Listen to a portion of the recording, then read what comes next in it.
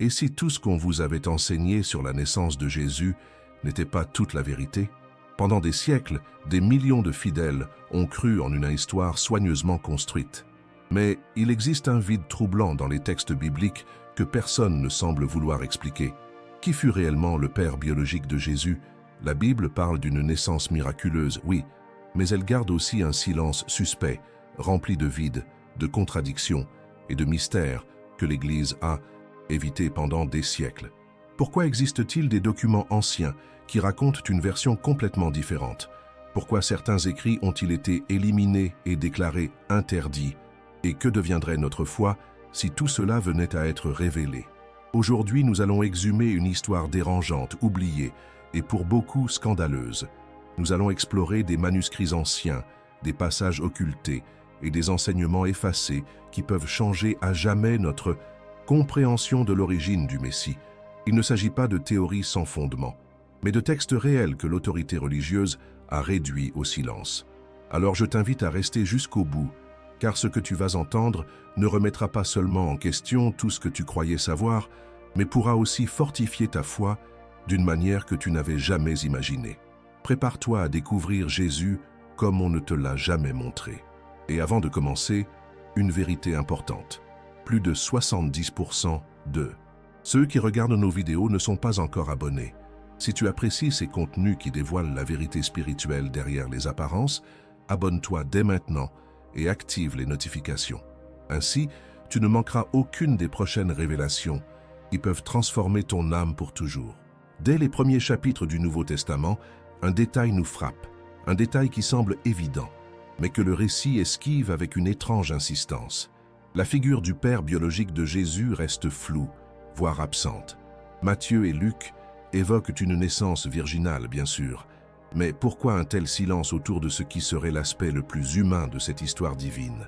Si tout dans la Bible a un sens, pourquoi ce point si crucial semble-t-il dilué, dissimulé dans une brume d'ambiguïté? Ce silence intrigue depuis des générations théologiens, chercheurs et croyants, et quand Dieu se tait, ce n'est jamais pour rien. Peut-être veut-il nous inviter à découvrir nous-mêmes ce que les mots ne disent pas, car le silence aussi parle. Beaucoup de croyants acceptent l'histoire de la naissance virginale avec une foi absolue, et cela n'est pas une erreur. Mais il est une chose que nous ne pouvons ignorer.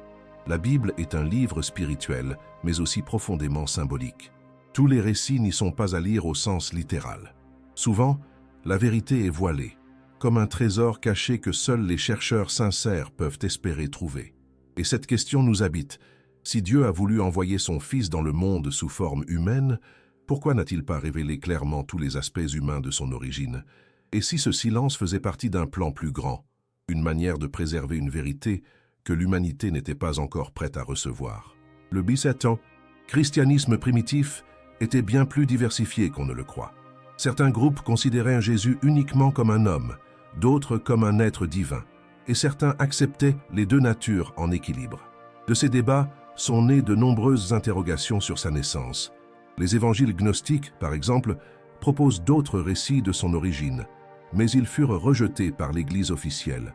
Pourquoi cacher ces versions s'il n'y avait rien à craindre? Le fait même qu'on ait traqué, brûlé et effacé ces écrits en dit long. Le silence de la Bible ne semble pas être un oubli, mais une stratégie. Quelque chose a été retiré avec soin pour ne pas mettre en péril la structure ecclésiastique. Certains diront, peu importe si Jésus avait un père humain, ce qui compte, c'est son message. Et c'est vrai que son message transforme les vies. Mais on ne peut nier que la connaissance de la vérité renforce la foi. Dieu n'a pas peur de nos questions. Au contraire, Jésus lui-même interrogeait ses disciples pour éveiller leur conscience. « Et vous, qui dites-vous que je suis ?» demandait-il. Il ne voulait pas d'une foi aveugle, mais d'une foi éclairée. Et si l'origine de Jésus a été volontairement dissimulée, peut-être est-ce parce que la connaître nous ouvrirait la porte à un autre niveau de révélation, un niveau qui bouleverserait notre rapport au divin et à l'humain. Ce silence sur le Père de Jésus n'est pas une erreur, c'est une invitation à étudier, à plonger profondément dans les Écritures, à questionner non pas pour détruire la foi, mais pour la purifier. Chaque fois que nous lisons la Bible avec un cœur sincère, Dieu nous parle. Et ce que nous découvrons, même si cela nous dérange, est peut-être exactement ce dont notre âme avait besoin pour grandir. Voilà pourquoi le mystère autour du Père de Jésus ne doit pas être vu comme une menace, mais comme une porte ouverte vers une compréhension spirituelle plus profonde. Une porte qui, si tu choisis de l'ouvrir, pourrait bien te révéler le prochain maillon de cette histoire sacrée. Lorsque nous pensons à Joseph, nous l'imaginons comme cet homme juste, obéissant, qui accepta sans discuter la volonté de Dieu. Mais si nous observons de plus près les récits bibliques, une figure bien plus complexe apparaît. Un homme profondément humain, enveloppé de silence qui crie plus fort que 1000 paroles. L'évangile de Matthieu nous dit que Joseph était un homme juste. Matthieu 1,19. Et qu'en apprenant la grossesse de Marie, il voulut la renvoyer en secret pour ne pas l'exposer. Ce geste révèle bien plus qu'une simple obéissance. Il trahit un savoir. Mais un savoir sur quoi? Beaucoup interprètent cette scène comme la preuve que Joseph a cru immédiatement en l'intervention divine. Mais le texte montre clairement qu'il a d'abord douté. Et si ce doute n'était pas de l'incrédulité, mais la trace d'une vérité plus profonde. Certains chercheurs avancent que Joseph aurait pu être au courant d'un plan bien plus vaste qui l'aurait placé dans une position extrêmement délicate. Protéger Marie du rejet social, élever un enfant qui n'était pas le sien et dans le même temps, garder un secret capable de bouleverser toute la compréhension du Messie. Et si Joseph n'était pas un simple père adoptif passif, mais un homme qui avait choisi le silence pour préserver quelque chose de sacré ou de dangereux? La Bible ne nous dit rien de la vie de Joseph après la naissance de Jésus. Comment a-t-il vécu le fait d'éduquer un enfant qu'il n'avait pas engendré, mais qu'on appelait le Fils de Dieu? Que ressentait-il en le regardant grandir, sachant que cette vie ne venait pas de lui, mais qu'il devait l'accompagner comme son propre fils? Le rôle de Joseph dépasse alors celui de simple protecteur. Il devient le gardien d'un secret céleste, un homme portant en lui une vérité incompréhensible pour son époque, et contraint de rester dans l'ombre, comme si son histoire n'était pas importante, alors qu'elle était peut-être centrale. Il est frappant de constater que les évangiles ne rapportent aucune parole de Joseph, aucun discours, aucun témoignage, aucune larme, seulement sa présence silencieuse. Et si ce silence était un symbole de plus, Joseph incarne l'homme qui obéit à Dieu, même sans comprendre tout le plan. Mais peut-être aussi le témoin silencieux d'une vérité interdite. Et s'il savait qui était le véritable Père de Jésus? Et si sa mission n'était pas seulement de veiller sur Marie, mais de cacher le plus grand secret spirituel de l'humanité? Quoi qu'il en soit, le rôle de Joseph va bien au-delà de ce que l'on nous a raconté au catéchisme. Sa vie est une invitation à regarder au-delà des apparences. Parfois, ce sont les personnages les plus silencieux qui portent les plus lourdes vérités. Et si Joseph fut complice d'un mystère, alors il n'était pas simplement le charpentier de Nazareth, mais le gardien d'une révélation que, 2000 ans plus tard, nous tentons encore de comprendre. Et cette révélation nous mène directement vers une autre question. Que révèlent les textes que l'Église a choisi de cacher? Pendant des siècles, les chrétiens ont lu les 4 mêmes évangiles canoniques, persuadés qu'ils contenaient toute la vérité sur la vie de Jésus. Pourtant, d'autres écrits existent, des textes anciens, appelés évangiles apocryphes, qui étaient largement connus et respectés par les premières communautés chrétiennes, mais qui furent ensuite exclus du canon officiel. L'un des plus fascinants est l'évangile de Jacques, également connu sous le nom de protévangile de Jacques. Ce texte dévoile des détails bouleversants sur l'enfance de Marie, sa consécration au temple et le contexte miraculeux de la naissance de Jésus.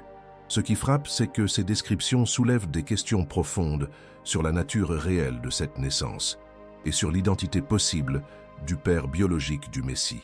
Dans ce récit, Marie est présentée comme une enfant élevée dans le temple, entourée de prêtres, consacrée à une mission divine depuis son plus jeune âge. Lorsqu'il est question de sa grossesse, le ton est bien plus détaillé que dans les évangiles traditionnels. On y sent une intervention divine, certes, mais aussi une étrange zone grise. Pourquoi, si ce texte était si précieux pour tant de communautés, fut-il déclaré hérétique? La réponse n'est pas d'ordre spirituel, mais institutionnel. À mesure que l'Église prenait forme comme une autorité puissante, elle avait besoin d'un récit unifié, sans ambiguïté, fondé sur des dogmes inébranlables. Tout écrit qui s'écartait de cette version officielle devenait alors une menace. Mais Jacques n'était pas seul. D'autres évangiles, ceux de Thomas, de Philippe, de Marie-Madeleine, et les écrits gnostiques retrouvés à Nag Hammadi révèlent des aspects de Jésus que l'on ne retrouve pas dans les textes reconnus. Certains laissent entendre qu'il possédait un savoir caché. D'autres évoquent des relations humaines complexes, et certains ouvrent même la voie à une lignée différente. Ces récits ne nient pas sa divinité, mais ils y ajoutent une humanité profonde, vivante, parfois dérangeante pour ceux qui voulaient une image idéalisée et contrôlable de Jésus.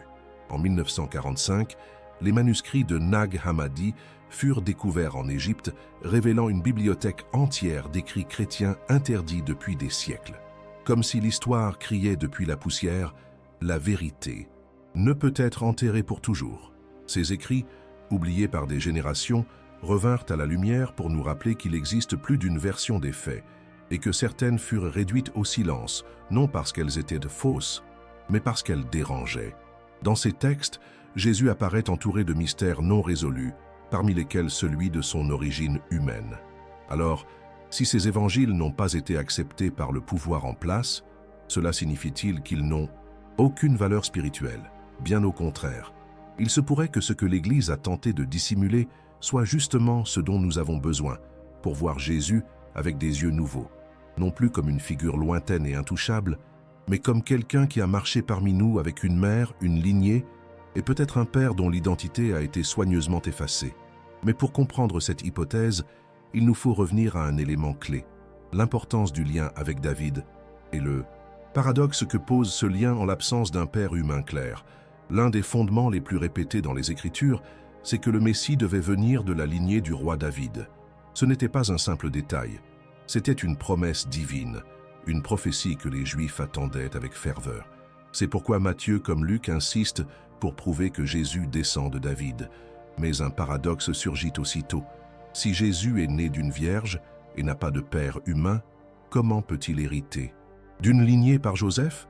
Pourquoi les évangélistes s'acharnent-ils à établir une généalogie si, selon la doctrine officielle, cette lignée ne lui a pas été transmise par le sang? Matthieu ouvre son évangile avec une longue généalogie, reliant Jésus à David par Joseph. Mais si Joseph n'était pas son père biologique, ce lien serait purement légal et non génétique. Cela soulève une tension théologique majeure. La prophétie du Messie davidique peut-elle se réaliser uniquement par adoption? Pour une foi fondée sur le respect littéral des promesses, cela pose problème. De plus, la généalogie de Luc ne concorde pas avec celle de Matthieu, ni dans les noms, ni dans les générations, ce qui ajoute du trouble à la confusion. Tentait-il de justifier quelque chose qu'il ne pouvait pas dire à voix haute? Dans la tradition hébraïque, la lignée se transmet par le père. Même si Marie avait une ascendance davidique, cela ne suffisait pas à remplir la prophétie selon les standards de l'époque. Alors, pourquoi s'obstiner à affirmer ce lien avec David si la naissance est censée avoir été surnaturelle? Certains théologiens pensent que cette insistance est un indice, une manière voilée de nous faire comprendre que, d'une façon ou d'une autre, Jésus avait bien un père humain, dont l'identité aurait été effacée. Et si cela est vrai, alors cette généalogie, loin d'être une contradiction, devient une clé cachée, réservée à ceux qui osent aller plus loin. Ce qui dérange encore davantage, c'est que les généalogies de Jésus ne coïncident même pas entre elles. Matthieu et Luc divergent à partir du père de Joseph. Comment cela est-il possible? L'Église a tenté d'expliquer ces différences comme étant symboliques ou résultant d'un mélange de lignées légales et biologiques. Mais ces justifications ne convainquent pas tout le monde. Pour beaucoup, cette contradiction suggère une vérité délibérément maquillée, que la figure de Joseph cachait en réalité une autre histoire. Peut-être était-il une couverture, ou la substitution d'un autre homme.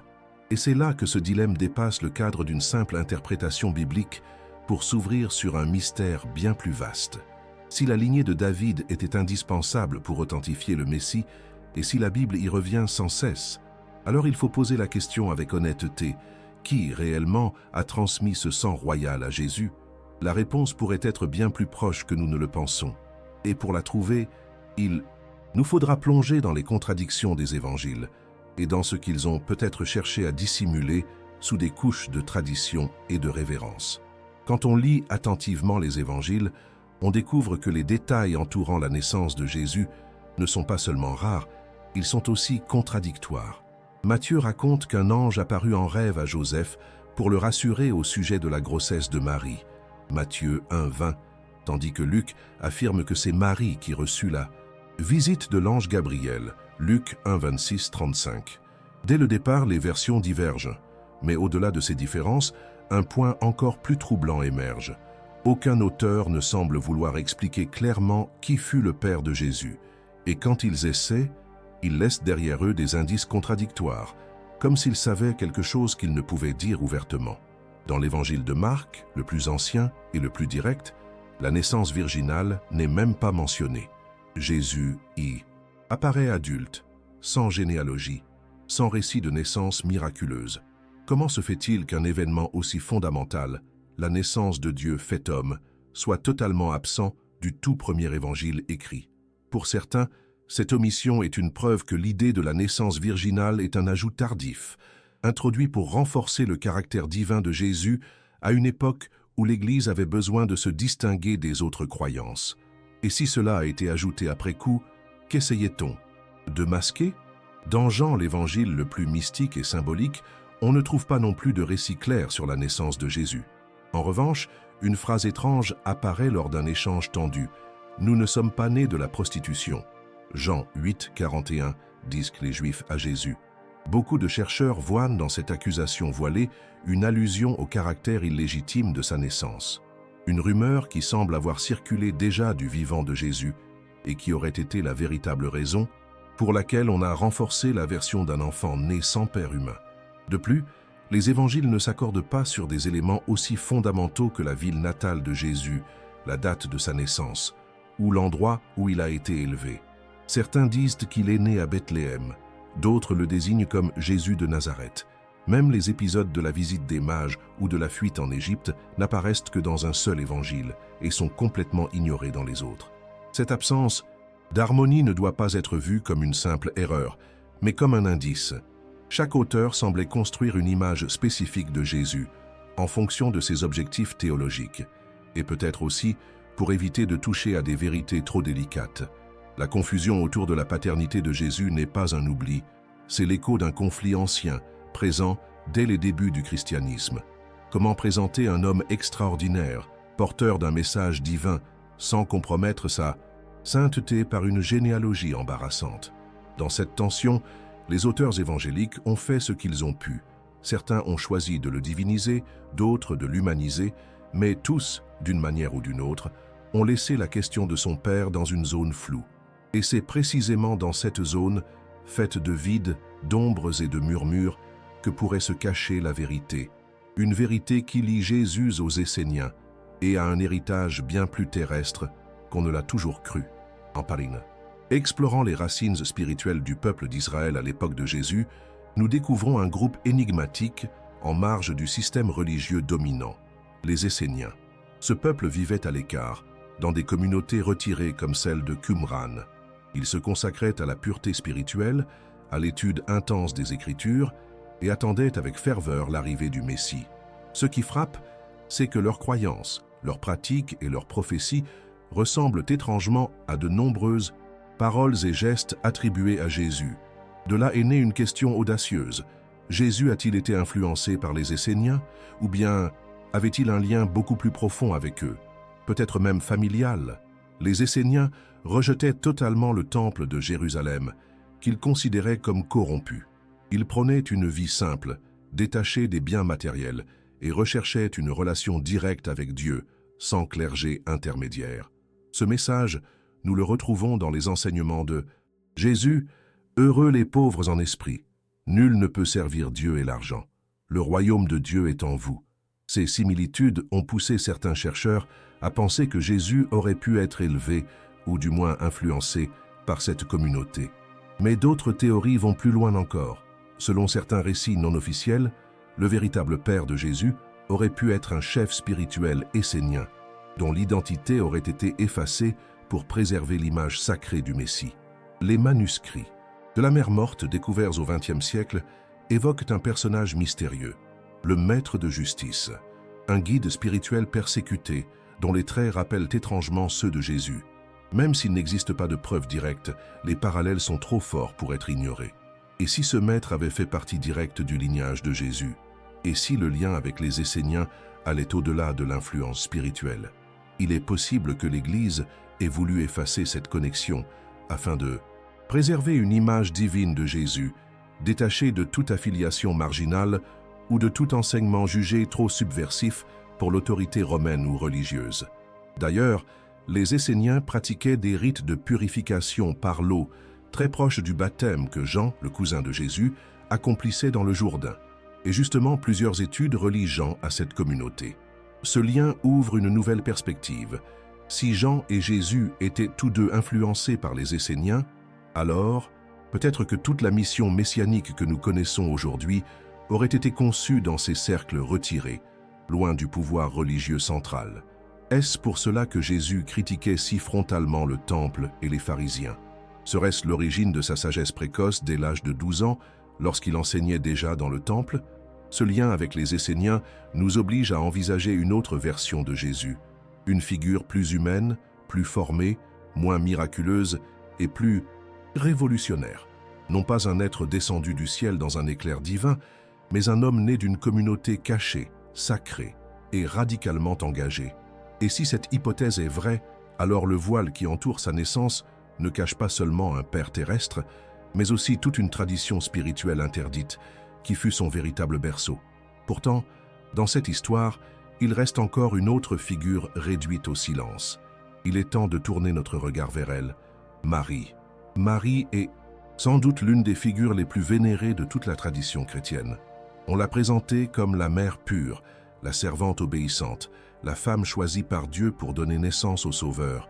Mais derrière cette image presque céleste se cache une femme réelle, de chair et de sang, dont le rôle dans l'histoire a été façonné, édité et parfois réduit au silence. Qui était-elle vraiment? Était-elle simplement l'instrument d'une volonté divine? Ou y avait-il aussi dans son élection un élément humain, émotionnel, voire stratégique? Cette question, souvent évitée, pourrait pourtant nous mener à une compréhension bien plus profonde de sa véritable mission. Le protévangile de Jacques, l'un des textes apocryphes les plus anciens, décrit Marie comme une enfant consacrée au temple dès son plus jeune âge. Elle y est élevée parmi les prêtres, mise à l'écart du monde, préparée à la pureté et à la sainteté. Selon ce récit, elle n'a pas simplement été surprise par un ange dans son adolescence. Non, elle avait été formée, façonnée pour une mission divine bien avant cela. Cela laisse entendre que son rôle n'était pas improvisé, mais prévu depuis longtemps par des générations qui attendaient une femme rédemptrice. Et si son environnement était si particulier, qui a décidé qu'elle serait la mère du Messie? Était-ce uniquement Dieu? Ou bien certaines communautés spirituelles, comme les Esséniens, avaient-elles délibérément préparé son chemin? Ce que nous savons à travers les évangiles canoniques reste extrêmement limité. Marie reçoit l'annonce de l'ange Gabriel. Elle accepte avec humilité et reste silencieuse face aux événements les plus bouleversants de sa vie. Mais ce silence est justement ce qui interroge. Que ressentait-elle réellement face aux doutes de Joseph, à la fuite en Égypte, à la perte de son enfant au temple ou à sa crucifixion? Son humanité a été tellement enveloppée de sacré qu'on en oublie qu'elle était aussi une jeune femme vulnérable, courageuse et peut-être détentrice d'un secret qu'elle ne pouvait confier à personne. Si nous envisageons la possibilité que Jésus ait eu un père biologique et que sa naissance ne soit pas aussi surnaturelle qu'on l'a enseigné, alors le rôle de Marie devient encore plus complexe. Elle aurait porté un enfant exceptionnel, non seulement par volonté divine, mais aussi dans le cadre d'un plan bien plus élaboré. Peut-être savait-elle exactement qui était le père de son fils. Peut-être a-t-elle été choisie non seulement pour sa pureté, mais pour sa lignée, sa préparation et sa capacité à protéger une vérité que le monde n'était pas prêt à entendre.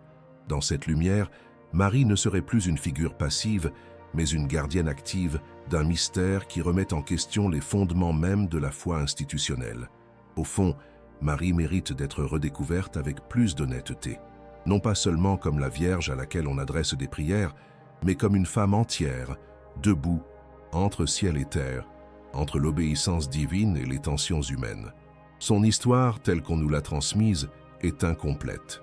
Et en la complétant, peut-être comprendrons-nous qu'elle a été bien plus qu'une mère élue. Elle a été l'âme d'un plan silencieux, un plan qui unissait le ciel à la terre. Mais pour que ce plan survive, Il fallait que quelqu'un veille à ce que la vérité ne soit jamais révélée. Et c'est là que l'Église entre en scène.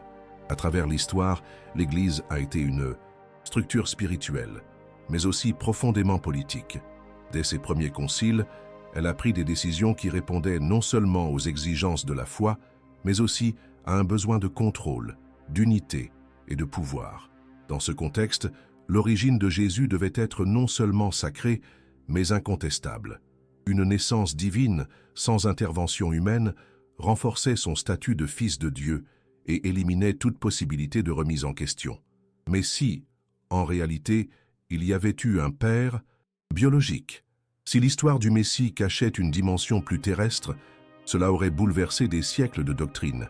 Et pour cette raison, cela ne pouvait pas être révélé. Imagine cette scène, une église naissante, entourée de persécutions, en quête de légitimité face à l'Empire romain, au judaïsme traditionnel et à d'autres mouvements spirituels émergents.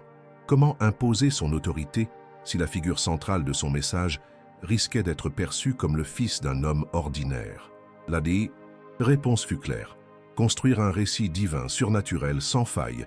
Pour y parvenir, on a sélectionné les textes, canonisé certaines versions et rejeté, voire détruit, tous les écrits qui présentaient une image plus humaine, plus nuancée, plus dangereuse pour l'ordre établi. Il ne s'agissait pas de nier Jésus, mais de protéger une image capable de garantir l'obéissance et la dévotion. La naissance virginale ne fut donc pas seulement un dogme de foi, elle devint un outil théologique au service du pouvoir. Car si Jésus était né sans péché, sans père humain, il devenait alors un être parfait dès le commencement, une autorité morale absolue. Mais si, au contraire, son sang était humain, si une figure paternelle cachée ou gênante existait, alors l'histoire perdait son blindage divin. C'est ainsi que le silence devint doctrine. Ce qui ne pouvait être expliqué fut simplement effacé, et ce qui était, tu finis par être oublié. Mais la vérité ne meurt pas, elle sommeille, et parfois, elle ressurgit, sous la forme de manuscrits anciens, de découvertes archéologiques, d'incohérences bibliques, ou simplement de questions sincères, nées dans le cœur de ceux qui croient. Pourquoi l'Église a-t-elle éliminé autant d'évangiles? Pourquoi les textes officiels se contredisent-ils sur des points fondamentaux? Pourquoi y a-t-il autant de zones d'ombre dans l'enfance de Jésus? Les réponses sont là, entre les lignes. Elles attendent d'être lues, non pas avec peur, mais avec foi. Car Dieu ne se scandalise pas de nos questions. Au contraire, c'est dans nos interrogations qu'il se révèle. La raison pour laquelle cette vérité ne pouvait être dévoilée n'était pas spirituelle, elle était structurelle. La révéler aurait signifié réécrire l'histoire, reconnaître qu'on avait enseigné une version incomplète pendant des siècles et ouvrir la voie à une foi plus libre, plus adulte, plus enracinée dans la vérité que dans la tradition. Et peut-être que ce moment est enfin arrivé. Car si Jésus est vraiment le Fils de Dieu, il n'a pas besoin qu'on cache son humanité. Bien au contraire, c'est son humanité qui nous le rend proche. Et s'il a eu un Père humain, cela ne le diminue pas. Cela le rend plus réel, plus nôtre. Et cela nous conduit à la question essentielle. Qu'est-ce que cela change pour notre foi? Rien que d'imaginer que Jésus ait pu avoir un père biologique provoque, chez beaucoup de croyants, un mélange d'inconfort, de rejet, voire de peur. Et c'est compréhensible. Pendant des siècles, on nous a enseigné que sa divinité dépendait entièrement d'une naissance virginale, sans intervention humaine. Mais prenons un instant pour réfléchir. Notre foi s'effondrerait-elle vraiment si nous découvrions que Jésus est né d'une union humaine? Ou au contraire, cette vérité nous permettrait-elle de nous rapprocher encore plus de sa divinité en la comprenant dans toute sa profondeur humaine? Il ne s'agit pas ici d'un affront à la foi, mais d'une invitation à penser avec un cœur ouvert. Si Jésus a eu un Père humain, cela ne le rend pas moins divin, car son pouvoir, sa lumière, ne venait pas de la manière dont il est né, mais de la manière dont il a vécu. Ce qui rend Jésus extraordinaire, ce n'est pas le mystère de sa naissance, mais l'amour qu'il a incarné. C'est quand il a pardonné à ses ennemis, quand il a guéri les malades, quand il a pleuré avec ceux qui souffraient et affronté la mort avec compassion, que sa vraie nature s'est révélée. Une nature divine qui ne dépend pas du mythe, mais de la vérité de sa vie. Avoir un Père humain ne diminue pas sa mission. Au contraire, cela la rend encore plus héroïque, parce qu'il aurait choisi, en tant qu'homme complet, le chemin de Dieu.